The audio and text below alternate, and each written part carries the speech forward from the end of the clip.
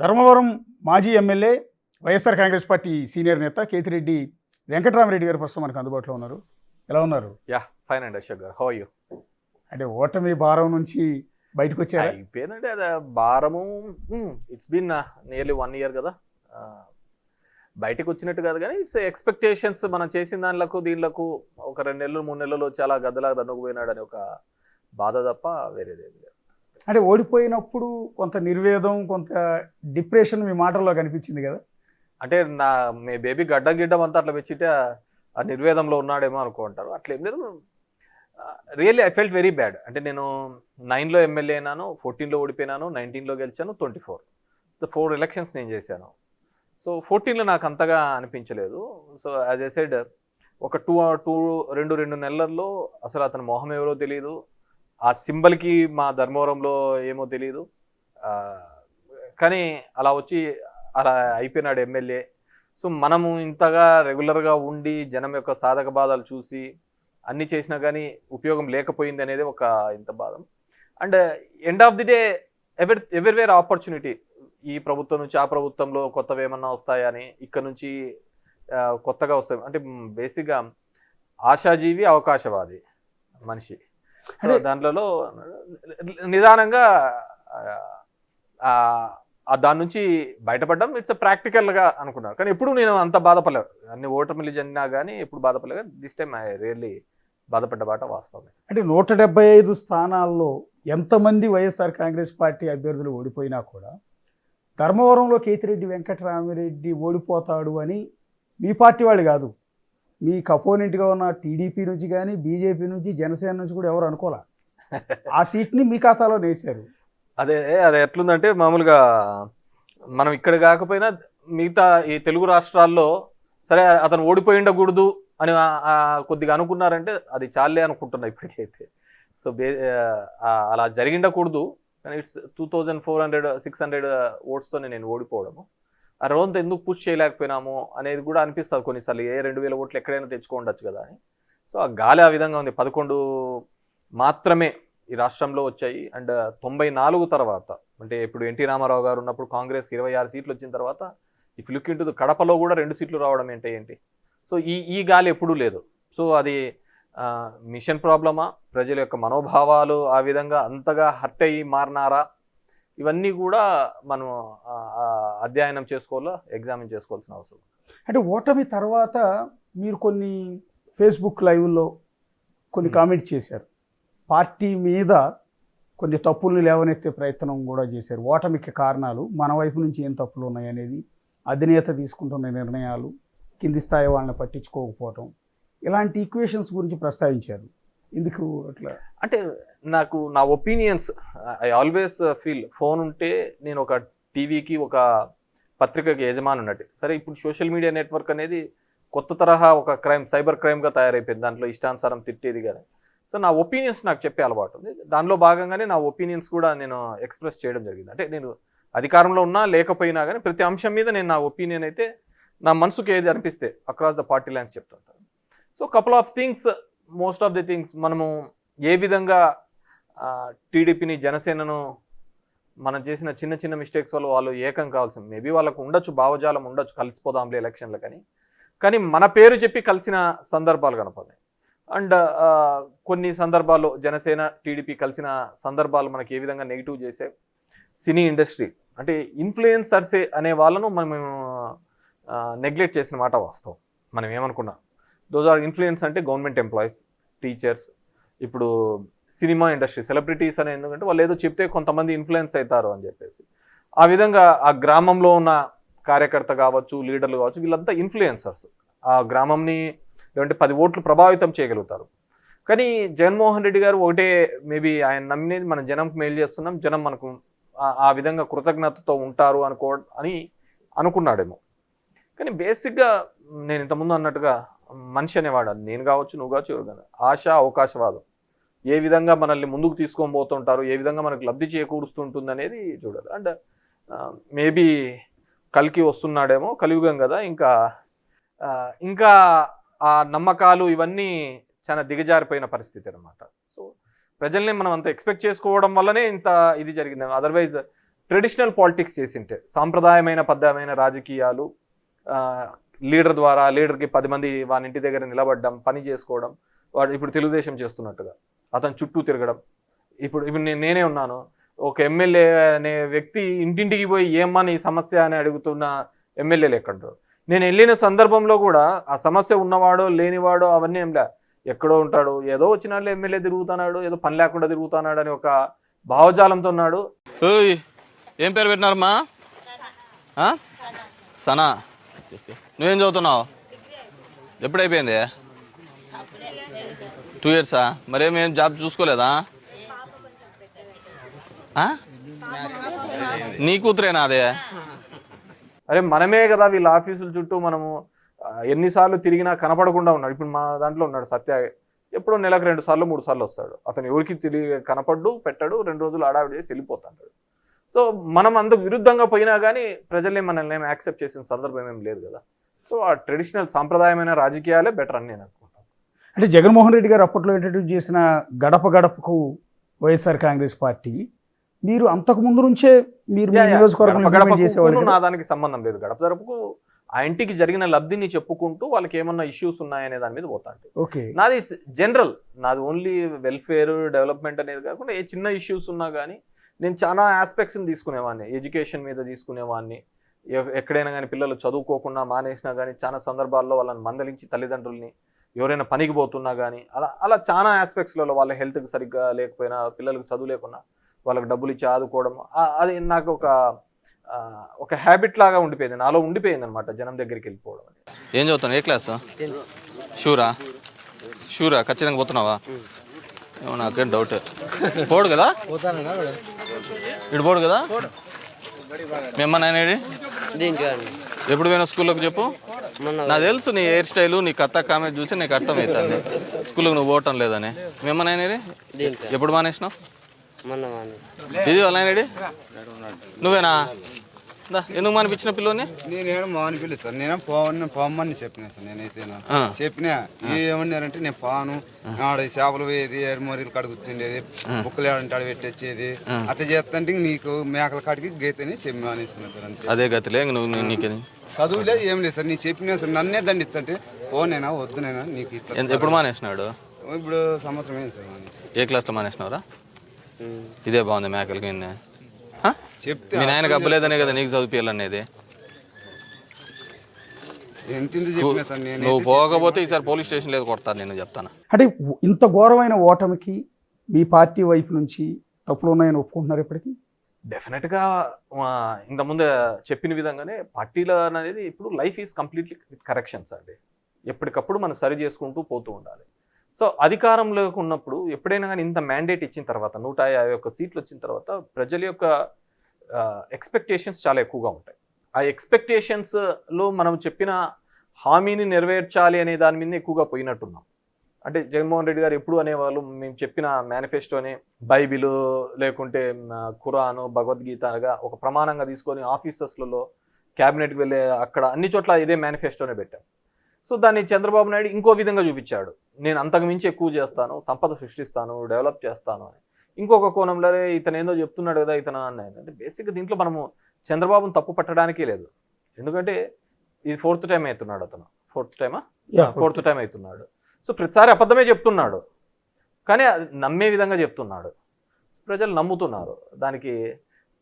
ఇప్పుడు ఒకసారి అయితే తప్పులే ఏదో తెలియక అనుకోవచ్చు, రెండోసారి ఏదో మోసంలే అనుకోవచ్చు, రెండోసారి అబద్ధం అనుకోవచ్చు, మూడోసారి మోసం అనుకోవచ్చు. మన 4వ సారి ఏంటంటే నేను ఏదో చెప్పాడు, సంపద సృష్టించాలా, నేను వచ్చినటువంటి పోలవరానికి, అమరావతికి దీనిలో ఖర్చు పెట్టాలా, అది అయిపోయిన తర్వాత చూస్తాంటే అని చెప్పేసి. కానీ జగన్మోహన్ రెడ్డి ప్రియారిటీ అది కాదు, నేను ఏది చెప్పానో ఫస్ట్ అది కంప్లీట్ చేయాలని. సో డెవలప్మెంట్, వెల్ఫేర్ అనేది అంత పెద్దగా కనపడడంతో చేసిన డెవలప్మెంట్ కూడా అంతగా చెప్పుకోలేదు అనేది మాత్రం నిజం, వాస్తవమే. మనకున్న కోస్టల్ లైన్ అడ్వాంటేజ్గా చేస్తున్న పోర్ట్స్ కావచ్చు, హాస్పిటల్స్, మెడికల్ కాలేజెస్, స్కూల్స్, వీటన్నిటిని కూడా మేము చెప్పుకోలేదనేది కూడా ఉంది అనమాట. సో దట్స్ అ ఫెయిల్యూర్ అనుకోవచ్చు.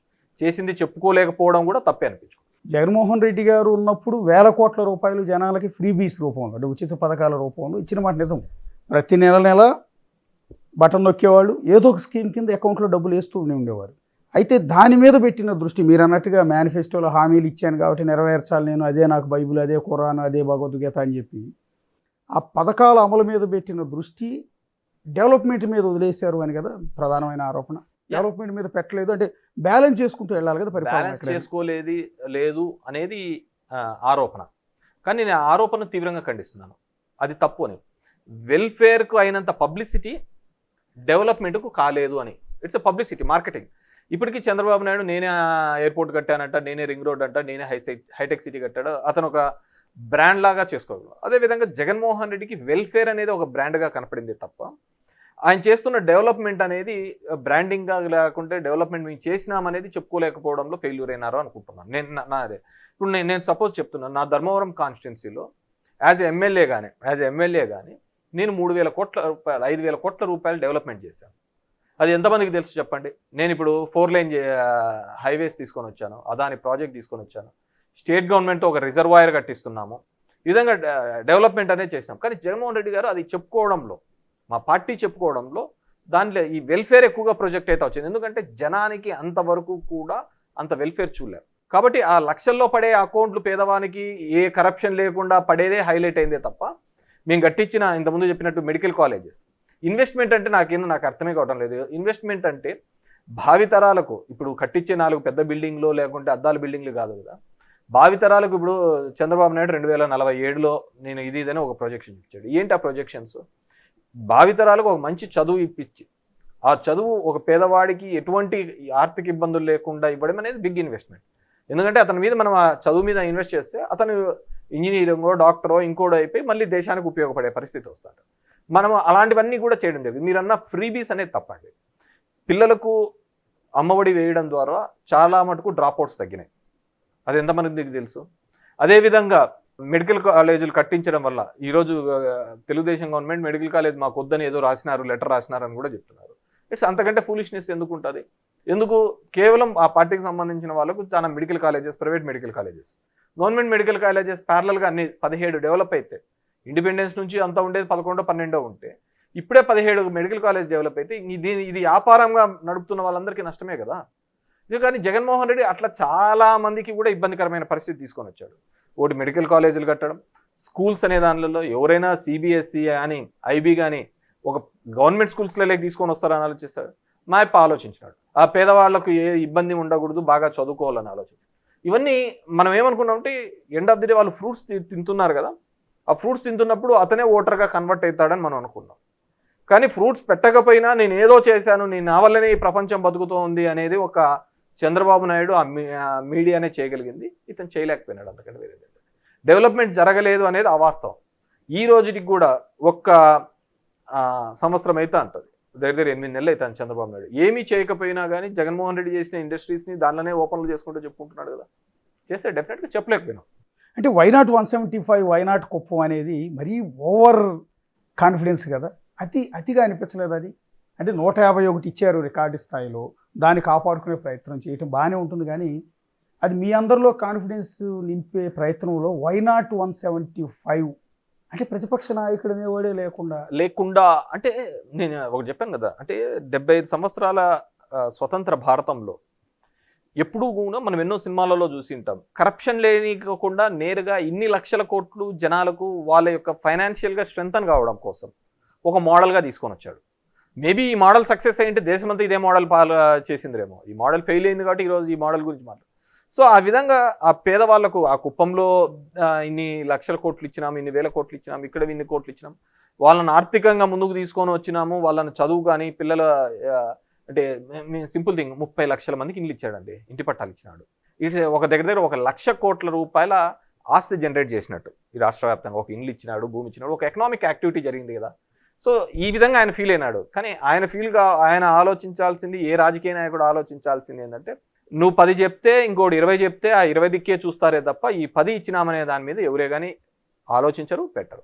అంతకంటే వేరేది ఏం లేదు. ఇప్పుడు నెక్స్ట్ ఎలక్షన్కి ఎలా వెళ్తారండి? మళ్ళీ ఇదే మేనిఫెస్టో, ఇదే హామీ, మళ్ళీ ఇదే బటన్ నొక్కుడు, ఈ ప్రామిసులు చేసి వెళ్తారా? మీరు అన్నట్టుగా ఇది ఫెయిల్ అయింది కాబట్టి రూట్ మార్చి వెళ్తారు? ఈ బటన్ నొక్కుడు అనేది ఒక వర్డింగ్ తప్పేమో కానీ బేసిక్ ఇచ్చిన హామీల మీద నెరవేర్చుకుంటూ పోతాం. మొన్న కూడా చెప్పాడు, నేను మిగతా ఇంత చంద్రబాబు లాగైతే నేను చేయలేను, ఇవి మాత్రమే చేయగలుగుతాను అనేది. సో దట్ డిపెండ్స్ ఆ రోజు రాజకీయ పరిస్థితులలో ఇప్పుడున్నట్టు కేవలం ఈ పథకాలే కావాలి అనుకుంటున్నారా, లేకుంటే ఇంకో ఇన్ఫ్రాస్ట్రక్చర్ కావాలనుకుంటున్నారా అని ఇట్స్ అ మోడల్. ఆ మోడల్ ట్రై చేసాం, ఆ మోడల్ సక్సెస్ కాలే, పథకాలు ఇవ్వడం అనేది సక్సెస్ కాలే. సో ఇప్పుడు చంద్రబాబు ఇంకో మోడల్ చేస్తాను అంటున్నాడు, that is the complete Amaravati develop చేస్తాను, అది డెవలప్ చేస్తాను. సో ఫైనల్గా ఆ రెండింటి కంపారిజన్ వచ్చినప్పుడు we have to take a call. అంటే కేవలం ఒకటి సంక్షేమ పథకాల మీద దృష్టి పెట్టారు, అది గెలిపించలేదు అనుకుందాం. కానీ సంక్షేమం అభివృద్ధి చేశాం, అభివృద్ధిని ప్రొజెక్ట్ చేసుకోలేకపోయాం. అదొక్కటే కారణం అని కాదు కదా. రకరకాల విశ్లేషణలు ఓటమి తర్వాత, అందులో ఒకటి అసలు రాజధాని అనేదే లేకుండా 5 ఏళ్ల పాటు పాలించడం, ఉన్న రాజధానిని డిస్టర్బ్ చేసి 3 రాజధానుల పేరుతో ఎక్కడ ఏమీ చేయకుండా వదిలేయటం వల్ల నీకు ఎవరైనా పెట్టుబడి పెట్టడానికి వచ్చినప్పుడు రాష్ట్రానికి పెద్ద తలకాయ ఏదైనా అడిగితే చెప్పలేని పరిస్థితి వచ్చింది కదా. అమరావతిని డిస్టర్బ్ చేయకుండా మరి కావాలంటే నీ పేరు మార్చుకుని ఏ రాజశేఖర రెడ్డి పేరు పెట్టుకుని అదే రాజధాని కంప్లీట్ చేసుకుంటే పరిస్థితి వేరుగా ఉండేది కదా. అలాంటి నిర్ణయాలు ఎన్టీఆర్ పేరు పెట్టుకొని రాజకీయం కాదు, కానీ బేసిక్ గా జగన్మోహన్ రెడ్డి గారు చాలా ప్రాక్టికల్ గా ఆలోచించారు.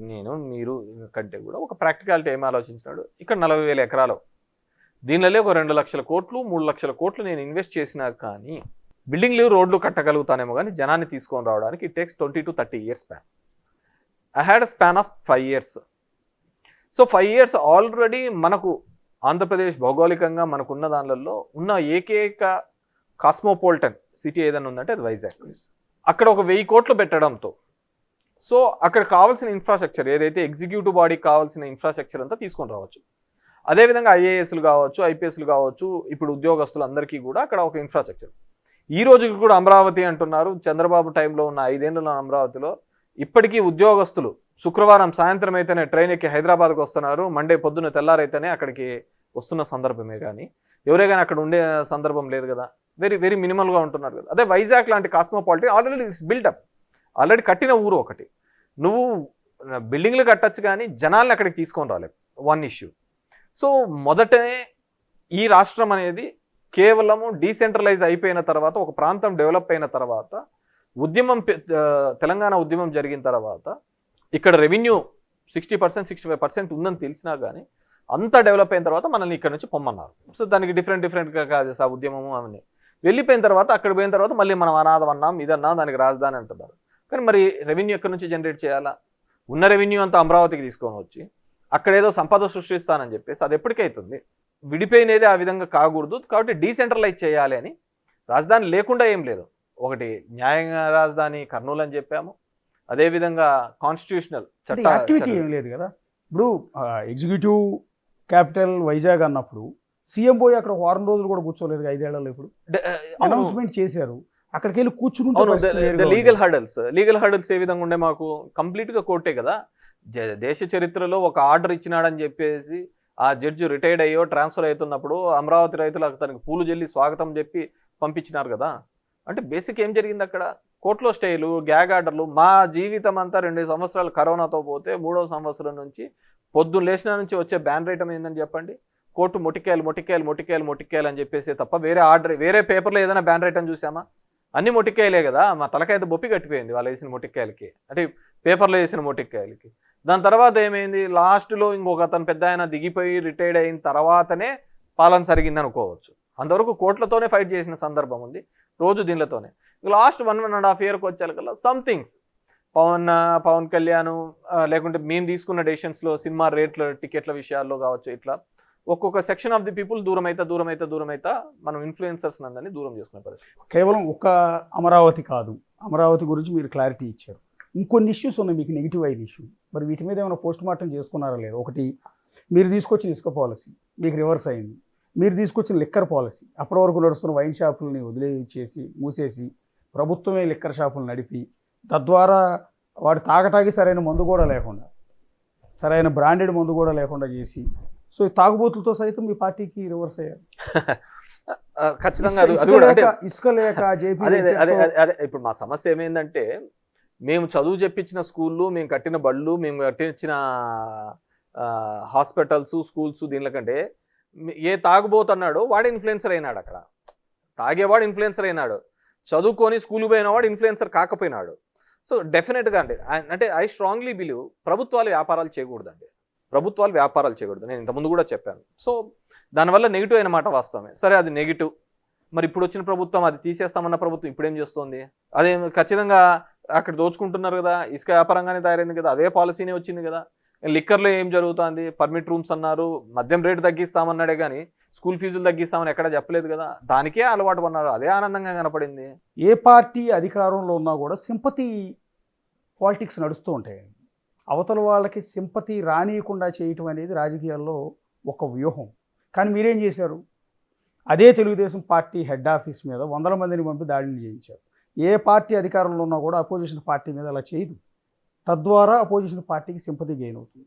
రెండోది, అదే అపోజిషన్ నాయకుడి ఇంటి మీదకి 10ల సంఖ్యలో కారులతో జనాన్ని ఇచ్చి పంపించి ఇంటి ముందు గొడవ చేయించారు. And then that to sympathy gain అవటం కాదు. ఇక మూడోది, సరే తప్పు ఉందా ఒప్పు ఉందా కోర్టులు తేలుస్తాయి, ఒక కేసు ఫైల్ చేసి అపోజిషన్ లీడర్ని జైల్లో పెట్టించారు ఒక 53 రోజులు. సో ఇవన్నీ కూడా సింపతి. నేనేమంటే చంద్రబాబుని సపోర్ట్ చేయట్లేదు, చంద్రబాబుది కరెక్ట్ అని కూడా నేను అనట్లా. ఏవో ఇవన్నీ కూడా సింపతి. మీరు చెప్పిన 3 సందర్భాలలో కూడా ప్రతిపక్షాలను ఏకం చేయడానికి ఉపయోగపడినాయి. దాంట్లో మనం అదే మొదటిది ఒకసారి చంద్రబాబు నాయుడు ఏడ్చడం వల్ల వాళ్ళ కమ్యూనిటీలో అంతా పోలరైజ్ కావడం జరిగింది. చంద్రబాబు నాయుడు జైలుకు పోవడం వల్ల వాళ్ళ కార్యకర్తలందరూ కూడా పోలరైజ్ కావడం జరిగింది. పవన్ కళ్యాణ్ని హ్యాండ్లింగ్ చేసిన మిస్ హ్యాండ్లింగ్ వల్ల వాళ్ళ కమ్యూనిటీ మొత్తము కూడా వాళ్ళ ఫాలోవర్స్ అందరూ కూడా ఏకదాటి మీదుగా దట్స్ వి డిడ్ మిస్టేక్. అంటే కొన్ని రాజకీయాల్లో కొన్ని మనం చేసిన మిస్ హ్యాండ్లింగ్, ఒక సిచ్యువేషన్ని హ్యాండిల్ చేసే దాంట్లో తప్పుగా హ్యాండిల్ చేయడం వల్లే ఇవన్నీ కూడా పోలరైజ్ అయినాయి. దాంట్లో ఎటువంటి ఇది ఏం లేదు. కొద్దిగా సెన్సిబిలిటీగా ఆలోచించుంటే ఇంత తప్పిదాలు జరిగేది కాదు. సో అరెస్టు దానికి సంబంధించినది సరే, ఒకవేళ ఆ సందర్భం దాటుకొని ఒక 6 నెలల తర్వాత అయినా తిరిగి గవర్నమెంట్లోకి వచ్చిన తర్వాత అయినా చేసి ఉండొచ్చు, దానికి ఏమవుతుంది. సో ఎలక్షన్స్ 8 నెలలు 6 నెలల ముందు ఉన్నప్పుడు చేయడం అనేది నిజంగా అంటే ఇట్స్ బూమ్రాంగ్, మాకు బూమ్రాంగ్ అయింది. దానివల్ల కూడా ఆ 11 వచ్చిన దానిలో అది కూడా ఒక కారణంగానే చెప్పుకోవచ్చు. అంటే ఇందాక నేను అన్నది అదేండి, అవతలి వారికి సింపతి గెయిన్ అవుతుంది అనుకుంటే అలాంటి కార్యక్రమాలు ఏ అధికారంలో ఉన్న ఏ ముఖ్యమంత్రి కూడా చేయడు. పార్టీ ఆఫీసుల మీద అటాక్ చేయటం, ఇంటి మీద అటాక్ చేయటం, అరెస్టులు చేయటం. ఇప్పుడు స్టిల్ చంద్రబాబు నాయుడు సీఎం 7 నెలలు అయింది. మీ పార్టీ నేతలను ఏ సోషల్ మీడియాలో పోస్టులు పెట్టారని 2-3 నందిగాం సురేష్ లాంటి వాళ్ళని అరెస్ట్ చేశారు తప్ప మిగిలిన వాళ్ళని ఎందుకు అరెస్ట్ చేయటం లేదు, వీళ్ళు అలా చేశారు ఇలా చేశారని పార్టీ కార్యకర్తలు అంతా తిరగబడుతున్నా కూడా చంద్రబాబు నాయుడు ఆ పని చేయట్లేదు. ఎందుకంటే మీకు సింపతి రాకూడదండి. పార్టీ మీద ఆఫీసుల మీద దాడి కానీ ఇళ్ళ మీదకి దాడులు చేయడం అనేది ఎప్పటికైనా కానీ తప్పే, దాంట్లో ఇంకా వేరేదండి. నేను అనుకుంటు కానీ మా చిన్నాన్న సంఘటన తాడిపత్రిలో జరిగినప్పుడు కూడా మా చిన్నాన్నతో చెప్పిన, ఇట్స్ వెరీ రాంగ్ ఇండికేషన్స్. డెమోక్రసీలో మనము ఫైట్ చేయాలా, మాట్లాడాలా, మాట కాకపోతే లేకుంటే ఇంకో విధంగా మనం ఇది తీసుకోవాలి. ఇండ్ల మీదకి అనేది కానీ పార్టీ ఆఫీసుల మీదకి పోవడం అనేది చాలా తప్పిదమైన అంశం. సరే ఆ రోజు అది ఏ విధంగా ప్రొవోకేషన్స్ చేసినా ఇంకోటి చేసినా ఇట్స్ వెరీ రాంగ్. ఆఫీసుల మీద పోవడం అనేది తప్పదు. మిమ్మల్ని ఎంతైనా రెచ్చగొట్టచ్చు, చేయొచ్చు, కానీ అది కావాలంటే నువ్వు అతని మీద తీసుకోగాని ఒక ఇన్స్టిట్యూట్ మీద నువ్వు అలా పోయినావంటే నువ్వు ఒక బ్యాడ్ కల్చర్ని నేర్పిస్తున్నట్టు, తప్పుడు విధానాన్ని నేర్పిస్తున్నట్టు, అది పద్ధతి తప్పు. నేను నా వీడియోస్లో కూడా నేను చెప్పాను. అంటే ఇది పార్టీ నిర్ణయాలండి లేకపోతే ఓన్లీ ఇండివిజువల్గా సీఎం గారు అప్పుడు జగన్ గారు తీసుకున్న నిర్ణయాలా? జగన్ గారు ఎందుకు చెప్తారు? అప్పుడు అన్న సందర్భంలో ఎవడో ఎమోషనల్ అయింటాడు, ఏదో మనం ఇలా చేస్తే జగన్మోహన్ రెడ్డిని ఇంప్రెస్ చేయొచ్చు అని అనుకుంటారు, ఇంప్రెస్ చేయాలనే కార్యక్రమంలో చేస్తుంటారు. అంటే ఇప్పుడు కొన్ని ఇవాళ రేపు రాజకీయం అస్సలు తెలియని వ్యక్తులను అడిగినా కూడా కొన్ని ఈ పనులు చేయకూడదని చెప్తారు. అందులో ఒకటి రాజకీయ నాయకుల కంటే కూడా జనాలకు పబ్లిక్ బాగా ఉంది. అలాంటి సందర్భంలో అప్పటి అపోజిషన్ అప్పటికి 3 సార్లు సీఎంగా పనిచేసిన వ్యక్తి చంద్రబాబు నాయుడు, ఆయన సతీమణి మాజీ ముఖ్యమంత్రి సినీ నటుడు ఆయన ఎన్టీఆర్ గారి కుమార్తె, ఆమెకు పెద్ద లెగసీ ఉంది, ఫ్యామిలీ బ్యాక్గ్రౌండ్ ఉంది. అలాంటి మహిళని ఎంత దారుణంగా కించపరుస్తూ అసెంబ్లీలో కామెంట్ చేశారు, బయట ప్రెస్ మీట్లు పెట్టి కామెంట్ చేశారు. దీన్ని ఖండించకపోగా ప్రోత్సహించడం కూడా మీ పార్టీకి డ్యామేజ్ అవ్వాలి. డెఫినెట్గా ఒక లెగసీ ఉన్న కుటుంబం ఏ మహిళను కూడా ఆ విధంగా మాట్లాడడం తప్పే, మాట్లాడి ఉంటే. కానీ నేను ఆ రోజు అసెంబ్లీలో నేనైతే లేను, కానీ అసెంబ్లీలో మాట్లాడినారు అనే దానిలకు లేకుంటే చంద్రబాబు బయటకు వెళ్ళిన సందర్భంలో అయితే దాని గురించి వెళ్ళలేదు. తర్వాత అతను ప్రెస్ మీట్ పెట్టినప్పుడు దాన్ని చూపించడం జరిగింది, ఈ విధంగా చేసినాడని బాధపడుతూ వీడియోస్ రావడం జరిగింది తప్ప అంతకుముందు అసెంబ్లీలో ఉన్నంత టైంలో మాత్రం ఆ విధంగా అయితే బయటికి పోలేదు. సరే అతను అక్కడ బయటికి పోయినాక ఆ విధంగా బాధపడినాడా లేదా అని, కానీ దాని తర్వాత సందర్భంలో కూడా అలాంటివి కన్నా జరిగి ఉంటే, అలాంటివి మాట్లాడి ఉంటే ఖచ్చితంగా తప్పిదమే అని కూడా చెప్పి ఉంటే బాగుండేది. అది జరగలేదు. సో దాన్ని ఏ విధంగా చూపించారంటే ఓవరాల్గా కూడా వీళ్ళంతా ఒక రాక్షసులుగా అతన్ని హరాస్ చేస్తున్నారు, ముస్లోని పట్టుకొని ఏందయ్యా ఇంతగా ఇబ్బంది పెడుతున్నారు అనే ఫీలింగ్ చంద్రబాబు నాయుడు బాగా ఎస్టాబ్లిష్ చేయగలిగాడు.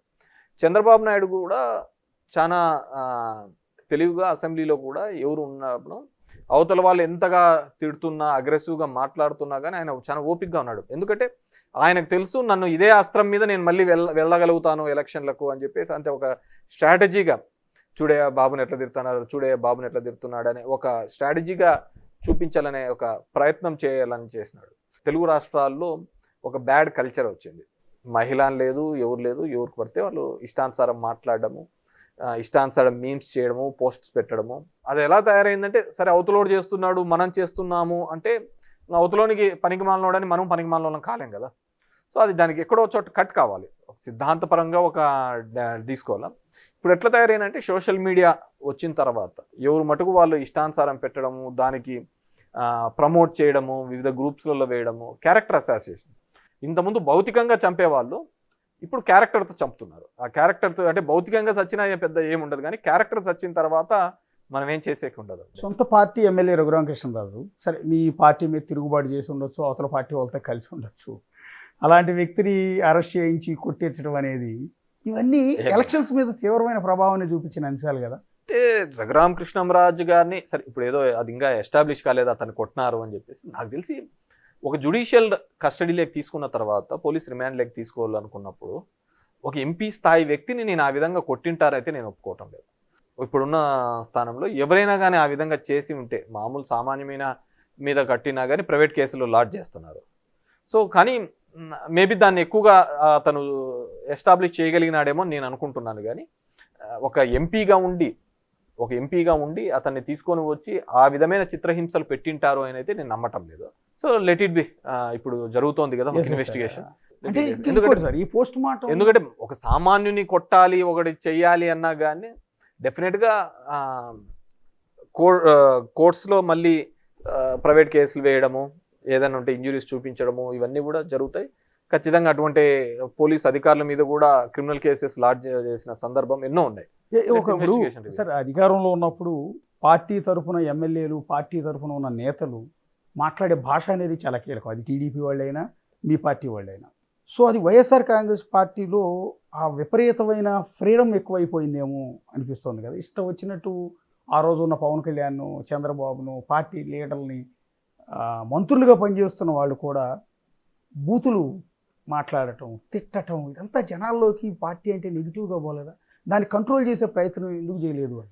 తిట్టమని ఏమి అధినాయకత్వం ఏమి ఆ విధంగా చెప్పింటది నేను అనుకోవటం లేదు, కానీ టు ఇంప్రెస్ ఆ విధంగా మాట్లాడే. ఇప్పుడు నేను అంటారండి అందరూ కొడాలి నాని గారు ఆ విధంగా ఇష్టానుసారం, కొడాలి నాని అమ్మ మొగుడా అనేది వాడుతుంటాడు, కొద్ది కఠినమైన భాషలో మాట్లాడుతుంటాడు, కానీ లాజిక్గా చెప్తూ ఉంటాడు.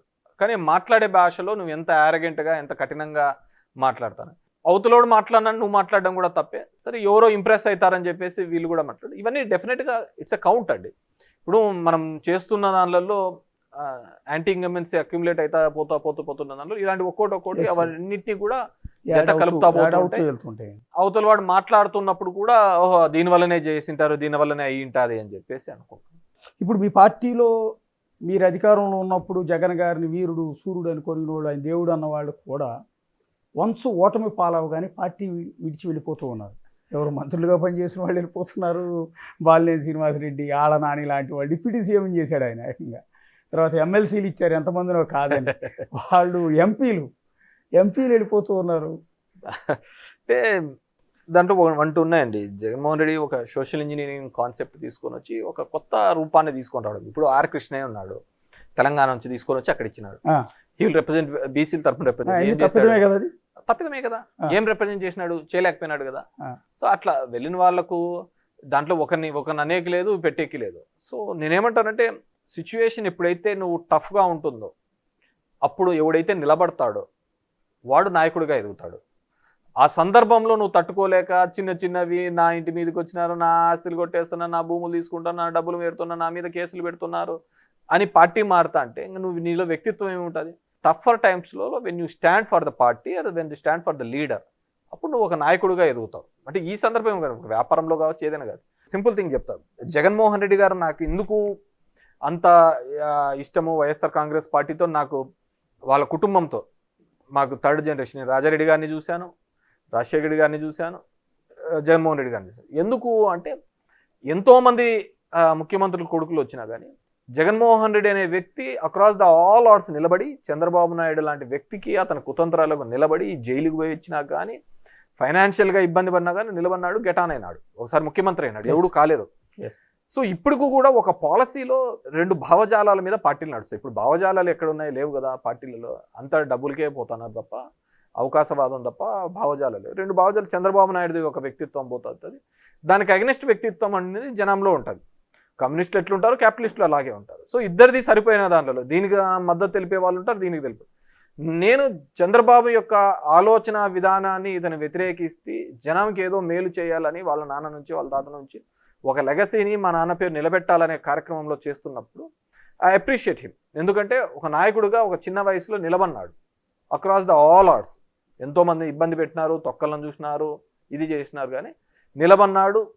అదేవిధంగా దేశంలో ఒక సాంప్రదాయాన్ని క్రియేట్ చేయాలని చెప్తే చెయ్యాలి హామీనని నెరవేర్చినాడు. నెరవేర్చిన తర్వాత సరే సక్సెస్ ఫెయిల్యూర్ అనే తర్వాత ఒక ఆలోచన విధానం, నేను చెప్తే మాట తప్పను అనేది రాజకీయ నాయకులలో, రాజకీయ దానిలో ఎంతమంది ఉంటారు చెప్పండి. సరే 1-2 ఉండొచ్చు, అటు ఇటు పొలిటికల్గా అకామిడేట్ చేసే దానిలో 1-2 ఉండొచ్చు, కానీ ప్రజలకు ఇచ్చిన హామీల్లో నెరవేర్చడానికి ఒక యజ్ఞంలా చేశాడు. నేను ఎందుకు చెప్తున్నానంటే, మీరంతా ఫ్రీబీస్ అన్నాడు, అది చెప్పిన మాట కోసం చేశాను. దానికోసము, ఆ సంక్షేమం కోసం మాకు పెట్టున్న ప్రతి మీటింగ్ల కోసం మీరు తిరగండి, నేను ఏదైతే చెప్పానో ఆ బటన్ నేను నొక్కుతాను, మీరు తిరగండి అని చెప్పేసి మమ్మల్ని అందరినీ పంపించేస్తున్నాను. ఎందుకంటే అతను అన్నాడు అనమాట, నేను చేసి నిరూపిస్తాను అని. మేబీ ఇప్పుడు ఫెయిల్ అయింది కాబట్టి ఇవన్నీ ఫెయిల్యూర్ మోడల్. అంటే మీరు అధికారంలో ఉన్నప్పుడు కూడా మీకు ప్రజలు ఒక హింట్ ఇస్తూ వచ్చారు, మీరు గమనించారా? నాకైతే ఎక్కడ సంవత్సరం ముందు, బహుశా ఎలక్షన్కి ఒక సంవత్సరంన్నర ముందు అనుకుంటా, సమ్ ఎమ్మెల్సీలు, లోకల్ బాడీ ఎమ్మెల్సీ కావచ్చు, లోకల్ బాడీ ఎలక్షన్స్ కావచ్చు జరిగినప్పుడు 3 ఎమ్మెల్సీలు టీడీపీ గెలిచింది. మీ పార్టీ నుంచి 4 ఎమ్మెల్యేలు మీరు అధికారంలో ఉన్నారని తెలిసి కూడా వాళ్ళకి ఓటేశారు ధిక్కరించి. అంటే సో ఇవన్నీ హింట్స్ అనిపించలేదా మీకు? అరే తేడా కొడుతుంది. ఎప్పుడైనా కానీ గ్రాడ్యుయేట్ ఎలక్షన్స్ ఎప్పుడే కానీ యాంటీ గవర్నమెంట్ జరుగుతాయి, అది రాసి పెట్టుకోండి. యాంటీ గవర్నమెంట్ జరుగుతాయి గ్రాడ్యుయేట్ ఎలక్షన్స్. ఎందుకంటే బేసిక్గా ఎంప్లాయీస్ అనేవాళ్ళు మాకు అప్పటికే నెగిటివ్ అయిన మాట వాస్తవం. సో వాళ్ళు బాగా పోలరైజ్ చేసేది, గ్రాడ్యుయేట్స్ని వీళ్ళందరినీ బాగా పోలరైజ్ చేసినారు. అండ్ ఆ ఎలక్షన్స్ కూడా మేము సరిగ్గా చేసుకోలేకపోయాం. సో బేసిక్గా రాయలసీమ ప్రాంతంలో అయితే నిజంగా అంటే నాకు ధర్మవరంలో కావచ్చు, దీనిలో కాదు, నేను నిజంగా అంటే ఆ విధంగా నెగిటివ్గా జరుగుతోంది, నెగిటివ్గా నాకు కనపడుతుంది అనేది నేనైతే గుర్తించలేకపోయాను. మీరు ఇంతకుముందు అన్నట్టుగా ఎక్కడైనా కాన్స్టిట్యూన్సీలో కనిపించలేదు, మా కాన్స్టిట్యూన్సీలో కనపడలేదు, చాలా తక్కువ ఉంది అక్కడ. ఎందుకంటే మీరు కష్టపడ్డారు, నేను కష్టపడ్డాను. మీ మాదిరిగా కష్టపడిన ఎమ్మెల్యే లేరు ఆ పార్టీలో. నిజానికి మీరు అన్నట్టు జగన్ గారు ప్రతిసారి మీటింగ్ పెట్టి గడప తిరగండి అని టార్గెట్లు ఇచ్చి, ఒక్కొక్కరికి ర్యాంకులు ఇచ్చి, ఇంత హడావుడి చేసి తిరగని వాళ్ళ ఎమ్మెల్యేని పట్టుకుని తిట్టేవాళ్ళు మీటింగ్లో. అంత చేసినా కూడా చాలా మందికి ఒళ్ళొంగల. మీరు తిరిగారు. మేబీ నేను నా నియోజకవర్గం అదే, నాకు మొత్తం అదే ఆ బాయిలో కప్పలాగా నేను దాంట్లోనే బతికానేమో, అందుకు ప్రపంచం ఏం జరుగుతుందో నాకు కనపడలేకపోయింది. సో నాకైతే కనపడలేదు. సరే, కానీ జగన్మోహన్ రెడ్డి గారు చూడండి, మీరు పొలిటికల్ సిస్టంలో 90 మంది క్యాండిడేట్లను మార్చినాడు. అవును, అంటే మోర్ దాన్ 50% క్యాండిడేట్లను, 12 మంది ఎంపీలను, 78 మంది ఎమ్మెల్యే క్యాండిడేట్లను మార్చి సోషల్ ఇంజనీరింగ్ అని చెప్పి తీసుకొచ్చి, ఎవడైనా ఇంత ఈ విధంగా చేస్తారో చెప్పండి? అంటే ఐపాక్ మీద ఆధారపడ్డాడని కదా. ఐపాక్ అనేది కాదు, నువ్వు జనంలోకి తిరగలేదు అని తిరగలేదని చెప్పి మార్చినాడు. ఏం చెప్పాలా? సో కాదండి, అదంతా కూడా ఐపాక్ సజెస్ట్ చేసింది, ఐపాక్ ఏది చెప్తే అది చేశాడు, ఐపాక్ చెప్పింది కాబట్టి 90 మందిని మార్చాడు. ఎవరు వీళ్ళు 90 మంది ఎమ్మెల్యేలు అంటున్నారు, వీళ్ళు తిరగలేదని చెప్పింది ఐపాక్, వీళ్ళు మారిస్తే తప్ప ఇక్కడ గెలవలేదు. అంటే దీంట్లో 2 ఉన్నాయండి.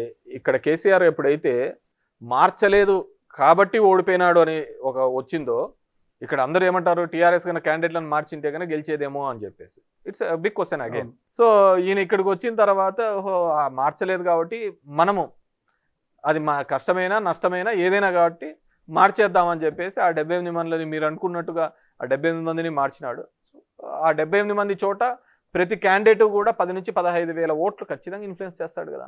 ఇప్పుడు చూడండి, తెలుగుదేశం పార్టీకి కృష్ణదేవరాయలు కావచ్చు, మాగుంట కావచ్చు, వేమిరెడ్డి కావచ్చు, మేము క్యాండిడేట్లను ఇచ్చినాం వాళ్ళకు. వాళ్ళ 40 ఏళ్ళ పార్టీ రాజకీయ చరిత్ర అంటాడు, వాళ్ళకి ఎంపీ క్యాండిడేట్లే లేకపోతే మేము ఇచ్చినాం వాళ్ళకి ఎంపీ క్యాండిడేట్లు. లేదంటే ఆ 3 ప్రాంతాల్లో వాళ్ళ క్యాండిడేట్లే లేవు, తీసుకొని వచ్చి ఇచ్చినామా లేదా? So that's a mistake. మనము ఆ 78 మంది మార్చడంతో ఒక్కొరు ఖచ్చితంగా 10-15,000 ఓట్లు ఇన్ఫ్లుయెన్స్ చేసింటారు. అది చాలు కదా గెలుపోవటంకి 1%, 2% చాలు. సో అట్లా తీసుకొని పోయి చేసిన సందర్భం. ఎలక్షన్ ముందు కొంతమంది వెళ్ళిపోయారు నాయకులు, ఎన్నికల ఓటమి తర్వాత కూడా ఇప్పటికీ చాలామంది జగన్మోహన్ రెడ్డిని తిట్టి ఆ పార్టీ నుంచి బయటకు వచ్చేస్తున్నారు. సరే, తిట్టిన వాళ్ళ సంగతి వదిలేద్దాం. పద్ధతిగా బయటకు వచ్చిన విజయసాయి రెడ్డి గారి గురించి మాట్లాడుతున్నాం. ఎందుకు వచ్చాడు ఏంటనేది ఎవరికి అర్థం కావట్లేదు. మీకేమన్నా ఐడియా ఉందా? నాకు కూడా పెద్ద ఇది లేదు. నాకు విజయసాయి రెడ్డితో మొదటి నుంచి సంబంధాలు తక్కువే. నేను బేసిక్గా అతన్ని కూడా పొలిటికల్గా కూడా ప్రెజర్స్ పెట్టినారని నేను అనుకుంటున్నాను. ఆ కాకినాడది రోజు కంటిన్యూస్గా పేపర్లలో చూస్తున్నాం కదా, సెటిల్ అయింది అనుకున్నారు. కానీ ఇంకా ఈడీ కేసులు ఇవన్నీ కూడా, అప్పుడు విజయసాయి రెడ్డి మాత్రమే కేసులలో ఉండే నిందితుడు. ఈ రోజు వాళ్ళ కుటుంబం వచ్చింది. సో ఎంతైనా కానీ కుటుంబం మీద వచ్చేకల్లా ఆ సెన్సిటివిటీ వేరు. సో మేబీ ఆ విధంగా ఆలోచించినాడు. సరే, అతని వల్ల పార్టీకి మంచి జరుగుతుందా, నష్టం జరుగుతుందా, లేకుంటే మేలా ఇది అనేది మా ప్రాంతంలో అతను రీజనల్ కోఆర్డినేటర్గా లేదు. సో అక్కడ ఉన్న ఉత్తరాంధ్ర నాయకుల్ని, ఉత్తరాంధ్ర ప్రజలను అడిగితే వాళ్ళు చెప్తారు ఆయన వల్ల పార్టీకి నష్టం జరిగింది ఆ ప్రాంతంలో, లేకుంటే ఆయన ఉండింటి లాభం జరిగేదా అని చెప్పేసి ఆ విధంగా మనకి. అంటే బేసిక్గా రాజశేఖర రెడ్డి గారికి కేవీపీ రామచంద్రరావు గారు ఆత్మ అని చెప్తుంటారు. ఆ టైప్లో జగన్ గారికి ఆత్మ విజయసాయి రెడ్డి అని చెప్తూ ఉంటారు. ఎందుకంటే మొదటి నుంచి ఆయనతో పాటు నడిచిన వ్యక్తి, ఆ కుటుంబంతో అత్యంత సాన్నిహిత్యం ఉన్న వ్యక్తి. రెండోది, ఆయనతో పాటు సిబిఐ కేసుల్లో అక్యూజ్డ్ నెంబర్ 2గా ఉండి జగన్ గారితో పాటు జైలుకు కూడా వెళ్ళొచ్చిన వ్యక్తి 16 నెలల పాటు. అంటే చాలా కీలకమైన వ్యక్తి.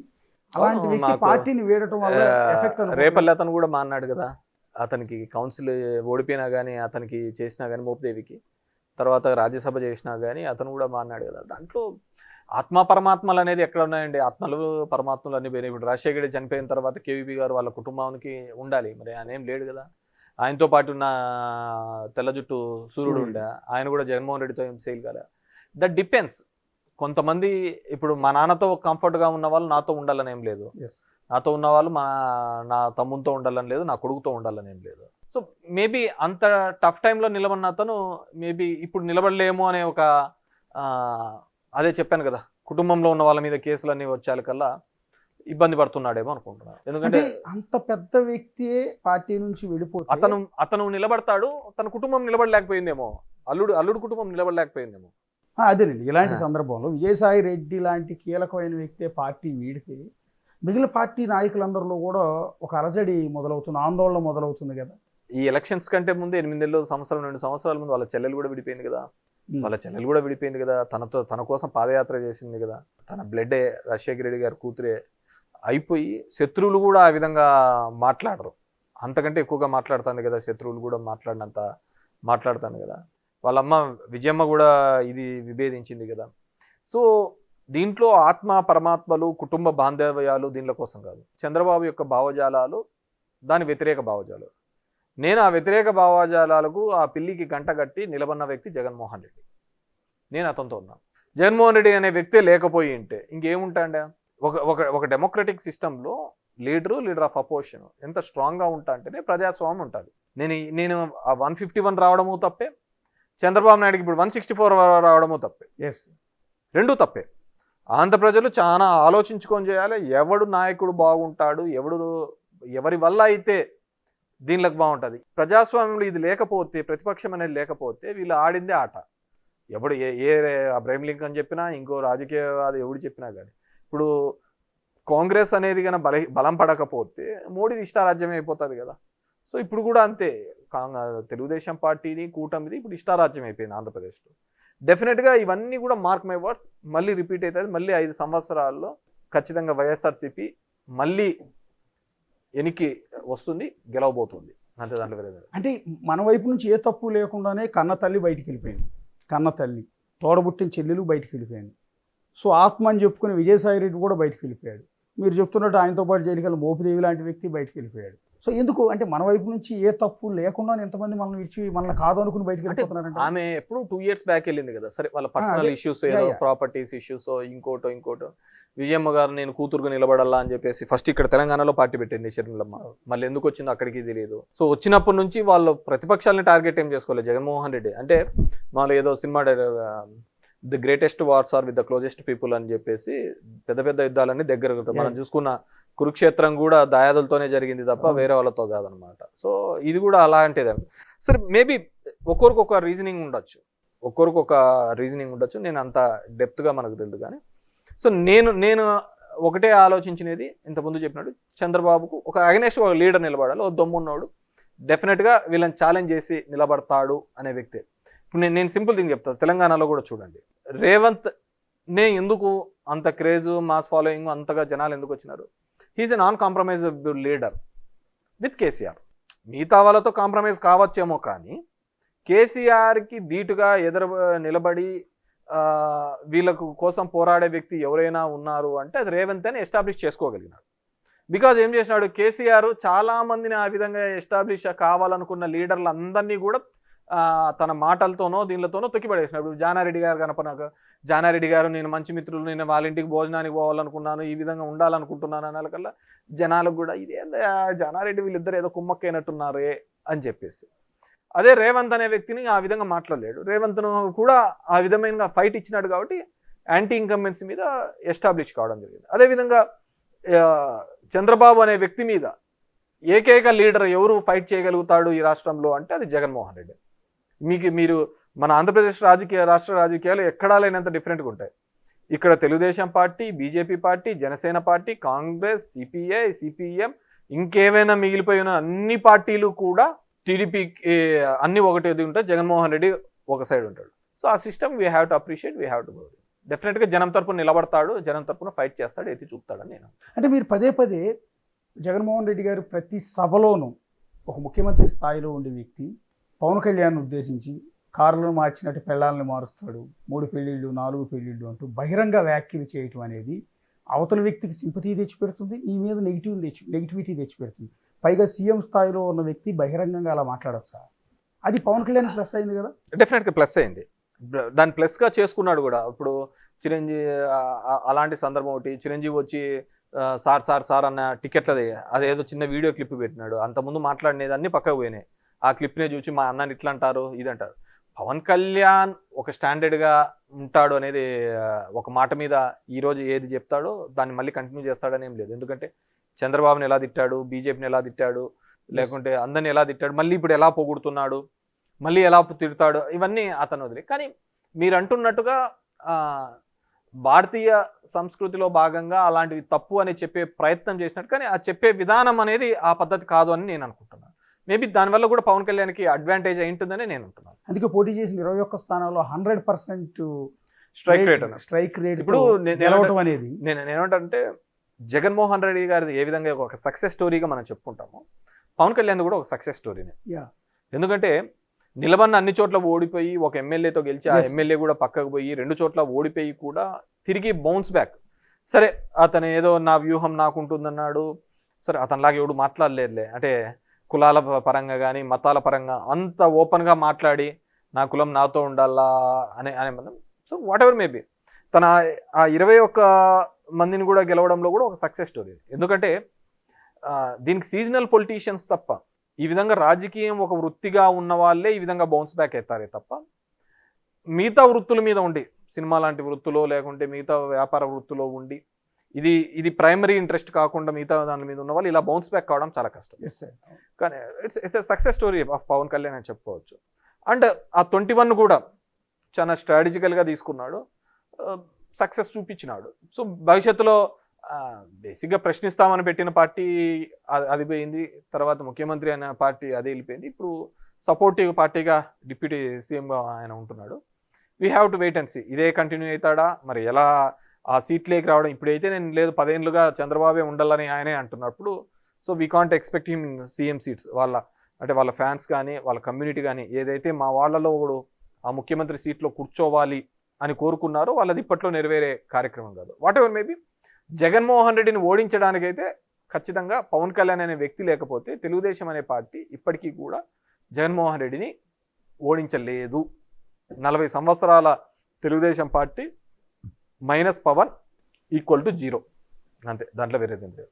భవిష్యత్తులో పవన్ కళ్యాణ్ చంద్రబాబు కలిసి ఇదే విధంగా వెళ్తారనుకుంటున్నారు? అంటే 15 ఏళ్ల పాటు ఉంటామని చెప్తున్నారులే కానీ రాజకీయ నాయకులు అనే నేను ఎంతమంది అన్నప్పుడు కుటుంబంలో ఉన్న వాళ్ళే ఆత్మలు పరమాత్మలు అనే వాళ్ళే వెళ్ళిపోయిన తర్వాత ఈ బాంధవ్యాలు బంధుత్వాలు ఏం కలుస్తాయి? అదే నేను అంటుంది, ఎవరికైనా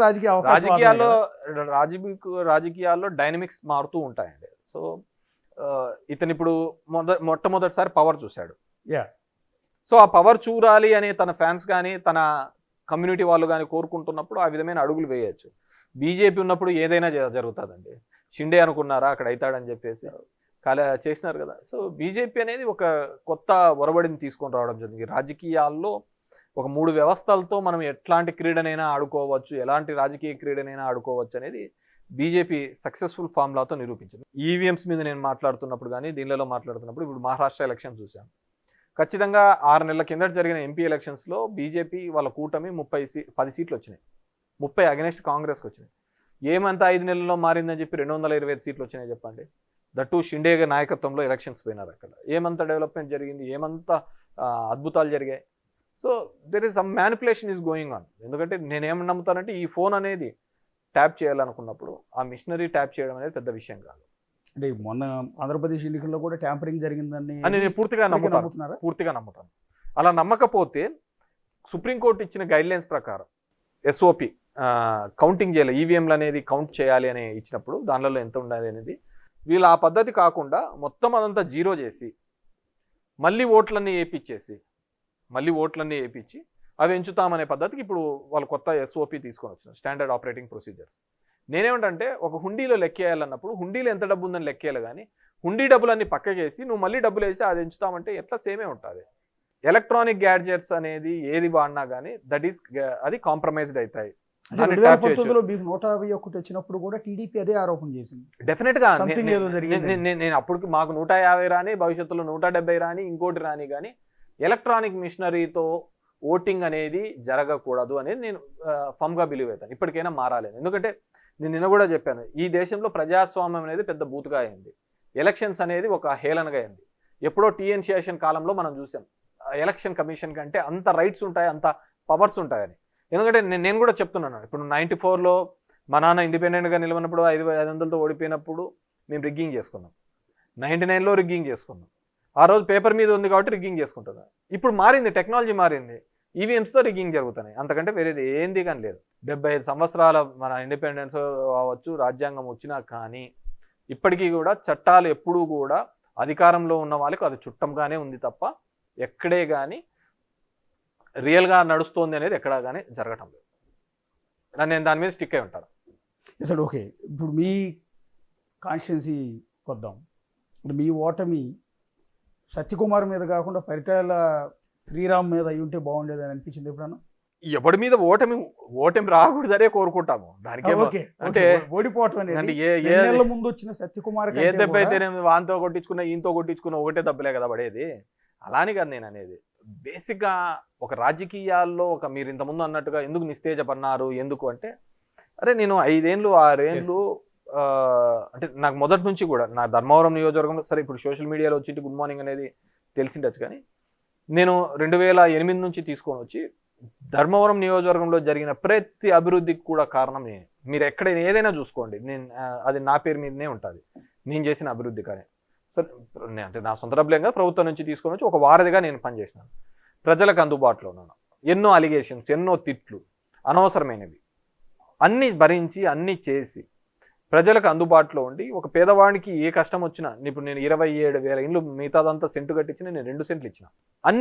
అన్ని చేసిన తర్వాత ఎవరో ఒక 2.5 నెలకు వచ్చి అతను ముఖ్యోడు తెలుదు, మొహమేవుడు తెలుదు, ఎలా ఉంటాడు తెలుదు, అతని ఆలోచన విధానం తెలుదు, అతను చేసిన మంచి ఏంది చెడు తెలుదు, ఊరికనే ఒక హైప్ మీద 2.5 సంవత్సరాలు మా కులమనో లేకుంటే ఇంకోటనో ఓట్లు వేసి గెలిపిస్తే ఇంకా మనం పని చేయడం వల్ల ఏం ఉపయోగం అనేది నన్ను నిజంగా చాలా బాధించింది. 4 పిల్లలా? పెద్ద పాప ఎవరు? ఎంతరా నీ వయసు? 7. నెక్స్ట్ పాప ఎవరు? నీకెంత?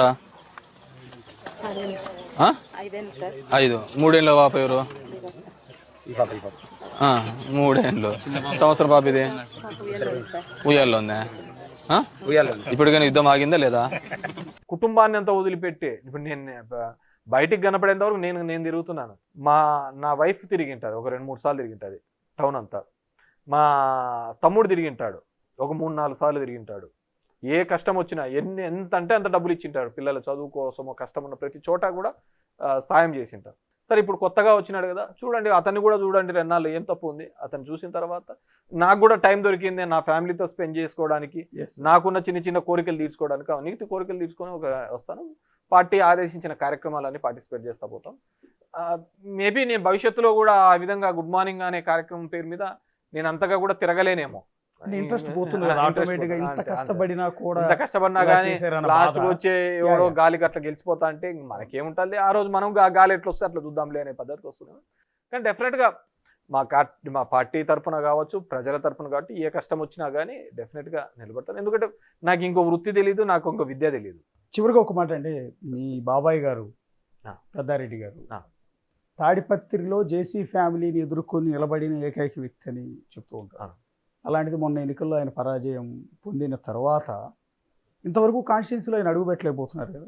కాన్స్టిట్యున్సీలోకి 2-3 సార్లు పోవాలనే ప్రయత్నం చేసినారు. అటాక్ జరిగింది కదా, ఇంటి మీదకి జరగలేదు. అది సోషల్ మీడియాలో వచ్చినదంతా ఎలక్షన్స్ రిజల్ట్స్ మధ్యలో వచ్చిన గొడవ సోషల్ మీడియాలో. కానీ ఇంటి మీదకి అటాక్ జరగలేదు. కానీ పోలీసు వాళ్ళు ఎస్పీ గారిని ఒక 10 సార్లు కలిశారు. 2-3 సార్లు పోయే ప్రయత్నం చేసిన ప్రతిసారి సిఐలు వాళ్ళు అరెస్ట్ చేయడం, మళ్ళీ వెనక్కి తీసుకొని రావడం జరుగుతుంది. కోర్టుకు కూడా పోవడం జరిగింది, హైకోర్టులో కూడా అది నడుస్తుంది. నాకు తెలిసి ఒక 2-3 డేస్లో ఏదో ఒక ఆర్డర్ వస్తుందని అనుకుంటున్నాము. సరే ఇప్పటి వరకు అయితే ప్రభాకర్ రెడ్డికి అయితే గవర్నమెంట్ ఉంది అని నడిపిస్తున్నాడు. సో నీ వారసుడుగా నీ కొడుకుని తీసుకొని వచ్చి పెట్టు. What's next? ఇదే విషయము ప్రభుత్వం ఏమి 100 సంవత్సరాలు ఉండే ప్రభుత్వాలు ఏం కాదు. సో తర్వాత అయినా వచ్చిన ఇబ్బందే కదా పడేది. It's bad culture. ఇలాంటి కల్చర్ ఎప్పుడే కానీ మనము ప్రమోట్ చేయకూడదు అనేది నేను అంటున్నాను. సో ఇప్పటికీ కూడా మనం ఎప్పుడు పోయినా కానీ ఆ ధర్మవరంలో మన గురించి ఆ రోజు ఉన్నప్పుడు బాగుండేప్ప అని అనుకుంటే చాలా, దాంతకంటే మనం చేయాల్సిన క్రెడిట్ ఏముంటుంది. అంటే ఓటమి తర్వాత మీకు ఏ పార్టీలోకి వెళ్ళాలని అనిపించింది? అంటే జనసేనకి వెళ్తారు మీరని విపరీతంగా ప్రచారం చేశారు సోషల్ మీడియాలో వచ్చింది అని దాన్ని తగ్గట్టుగానే వచ్చింది. కానీ నేను చెప్పాను కదా, నాకు ఇది భావజాలాల ప్రకారం నేను జగన్మోహన్ రెడ్డి గారితోనే సేల్ అయిదామని అనుకున్నాను. పవన్ కళ్యాణ్ గారు ఇంకా ఇప్పటికీ హీజ్ ఓన్లీ షేరింగ్ పార్ట్నరే కదా. పవన్ కళ్యాణ్ అనే అతను రాడికల్ ఇన్ మైండ్. సో ఉన్న దాంట్లో గ్రోత్ ఉంటుందని నేను కూడా అనుకున్నా. చిరంజీవి చాలా అంటే మెత్తం దొంగ అని మెత్తగా మాట్లాడేసి అయిపోగొట్టాలని చూస్తుంటాడు. పవన్ కళ్యాణ్ అట్లా కాదు, రాడికల్గా చేయాలని చూస్తూ ఉంటాడు. So we have to wait and see. నేను అలాంటిలేదు, I will sail with Jaganmohan Reddy. Maybe Jaganmohan Reddy అధికారంలోకి వచ్చిన తర్వాత ఏమన్నా రాజకీయాలు వద్దనుకున్న రోజు పక్కకు వస్తాను. ఎస్, థ్యాంక్ యూ వెంకటరామరెడ్డి గారు. Thank you. ధర్మవరం మాజీ ఎమ్మెల్యే కేతిరెడ్డి గారు చాలా అంశాలు మనతో డిస్కస్ చేశారు. పార్టీ ఓటమి తర్వాత చేయాల్సిన పోస్ట్ మార్టం, పర్టికులర్గా ధర్మవరం కాన్స్టిట్యున్సీలో ఇంటింటికి గుడ్ మార్నింగ్ పేరుతో ఎంత కష్టపడి తిరిగినా కూడా తాను ఓటమి పాలవటం పైన రకరకాల అంశాలు ప్రస్తుతం మనతో మాట్లాడారు. Signing off, this is the show.